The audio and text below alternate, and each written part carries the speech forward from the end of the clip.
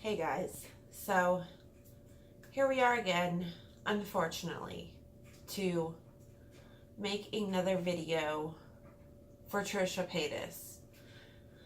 Now, I don't know if you guys have been paying attention to her Instagram stories and just the progression of her videos.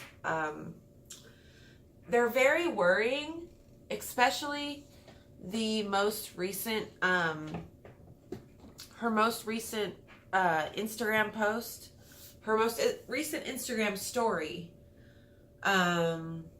where she pretty much made a plea for help. Now she's saying that she is feeling these chills and that she's going through a really hard time. Well, let me tell you this. I am a person who used to do hard drugs. I used to be addicted to pain pills. And the way that happened is when I had my children at 20 years old, I had 2 C-sections back to back within 11 months of each other. And so they were giving me bottles and bottles of Percocets, just giving them to me. And unfortunately, whether you intend to or not, your body gets addicted to these things. And then in turn, it makes your mind suffer because you get trapped in this thought process of searching for your pill. You know, you're at a point where you need it. You get to a point where you need it in the morning to even get out of bed, to even do anything, to feel normal, not even to get high. You know, once you get addicted and your body's completely addicted, it's not even about getting high anymore. It's about feeling normal and being able to get out of bed. That's what it turns into. And then it turns into a hatred of being stuck in a cycle and being dependent on a pill to get you out of bed. Sorry if you guys see all this smoke. I have an incense going. Let me open a window. So Trisha, what I want to tell you is if you are feeling these chills and if you are going through this, then you are not 2 weeks off of medication. You are a lot. You just recently quit. You had to have, because when you are coming off of medications, prescription medications, your body, you're essentially, when you're taking them, essentially you are numbing everything, every sensation that your body is able to feel. And so when you get off of these medications, your sensations are heightened. Everything, you start to feel every single pore in your body. It feels like you can just feel all the little nerve endings in every part of your body. Trust me, I know these feelings. I have experienced these things. And it's not easy to go through. And I'm not shaming you, because, you know, you got addicted the same way I did. You know, a doctor prescribed you medications after surgery, a major surgery, and then in turn you got addicted. And that happens to a lot of people. And it sucks that we live in a culture where we shame people for getting unintentionally addicted to a medication, and then having to rely on that medication to feel normal and get out of bed. It sucks. It's a sucky reality, and it's a sucky life. And I want to tell you, Trisha, you're not alone. A lot of people go through this. You have to be mentally strong. You have to overcome the thoughts. You cannot give in to the feelings of, if I can just take a little bit, I'll be fine. Because you know what? A little bit always turns into more. And then your tolerance goes up, and then you need more. What you need is to be around people who love you.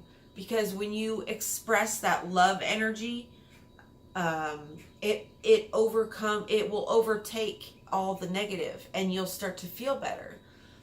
When I went to Alaska a few years ago, I was addicted to a medication called Lyrica that my doctor had prescribed to me for a bad knee. I had torn cartilage or something, a ligament in my knee. He prescribed me Lyrica for this, and I did not know anything about this medication. It was a new medication. I don't even think he knew what it was.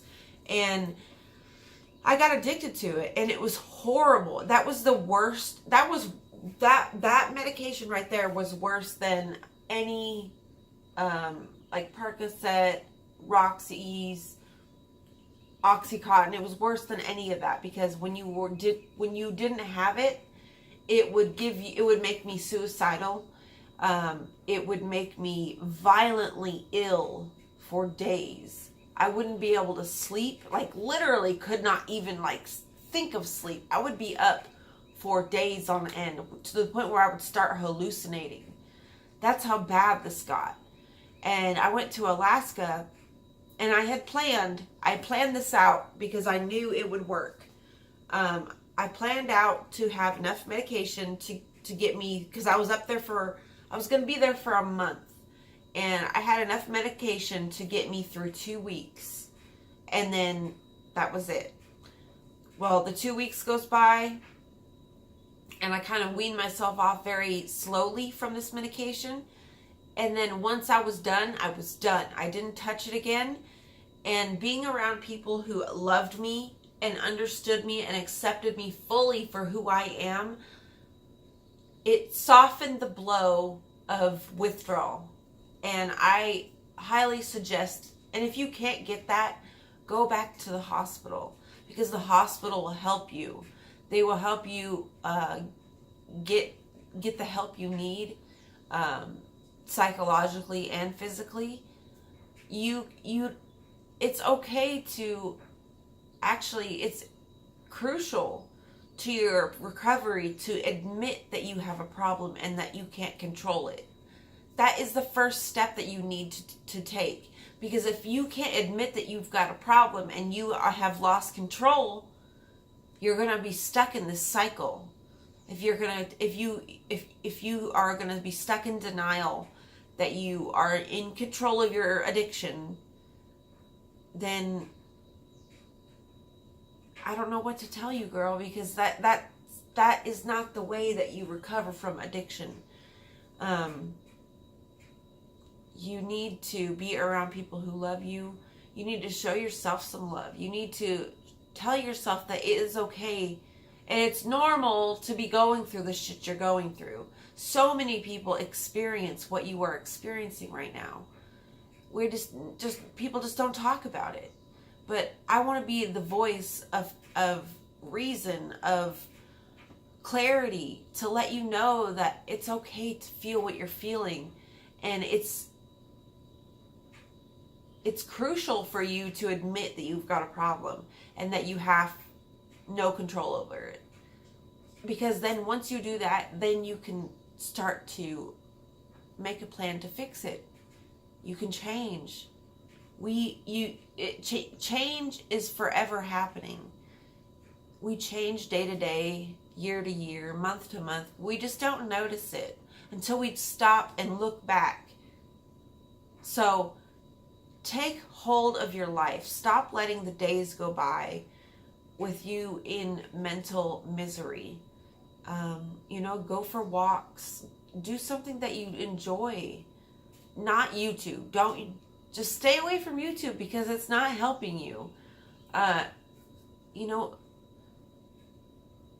This is not a place where you're going to find real love and connection and people who care.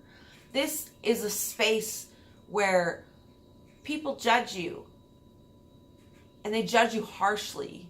They judge you honestly, and they have no mercy. They don't care if you're having a bad day or if you're on your last string of hope. They'll say the worst things to you because that's just the name of the game. So if you're searching for comfort and love, don't look for it on YouTube or even on the internet anywhere, because you're not going to find it. You need to go to your mom, go to your sister, go to your dad, go to your dad's house. Go down there and spend a week. Turn your phone off. Leave your phone at home and go to your dad's. go to a retreat. Go do something for yourself to get out of this negative space you're in. You know, get some sage and cleanse your space, because all that negativity, all that negative energy that you've been feeling and that you've been experiencing for the past few months it's condensed and stuck in your apartment. And that's why when you go in there, you feel icky and you feel trapped and you feel stuck and you feel burdened, because all that negativity is floating in that space. I know it sounds crazy, but it's true. It's true. We are beings of energy, and this world matter is not real. You know, you have to think of these things. You can overcome. It's all about overcoming your own thoughts, because that's the hardest part of recovery, is fighting your addict self. You've got your real self, and that you've got your addict self. And that addict self wins so much of the time that you start to lose who you really are. So you have to take a step back, and you have to be honest with yourself and love yourself completely, flaws included. It's okay to be flawed. You're human, girl. Don't be so hard on yourself. I really hope this message gets to you. I really hope you hear these words. I feel like you are receiving some of my messages that I've been sending to you, because you are saying things that I've been trying to mentally get to you. So I'm glad for that. I hope to see you progress, and I hope to see you overcome all the bullshit that is going on in your life right now. And if you ever want to talk, I know I'm a stranger, but I don't have to be a stranger to you forever. I can help you. I can be your shoulder to cry on, your ear to listen. I'm here for you, girl. I'm here for anyone who needs help. That's what I want. That's why I'm on this earth, is to help people understand their emotions and help people to understand their inner being and what the true nature of reality is.